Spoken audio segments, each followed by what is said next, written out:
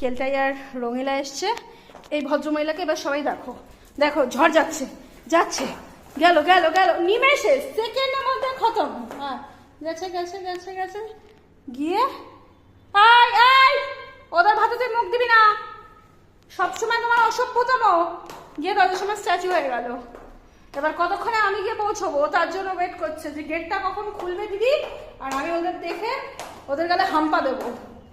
ও জীবনে সবাইকে শুধু হাম্পা দিয়ে দেয়। মুন্না এসে একটু বসেছিল ওই জায়গাটায়, এখন তাই জন্য উনি শোকাশুকি করছে ওই জায়গাটা। ওইখানে কে কে বসলো, মুন্নাকে কিন্তু দেখেছে।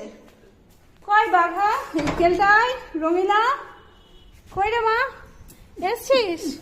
ওই যে, ও বাবা, গানের স্কুলটা খুঁজে পাচ্ছি না তো, পেলেই ভর্তি করে দেবো বাবা। রঙি দিদি তুই এসছিস? দিদি ভাত দিচ্ছে, বস তোলা বস, আমাদের বাড়ি এসছিস? ও বাবা, ও দাঁড়া দাঁড়া।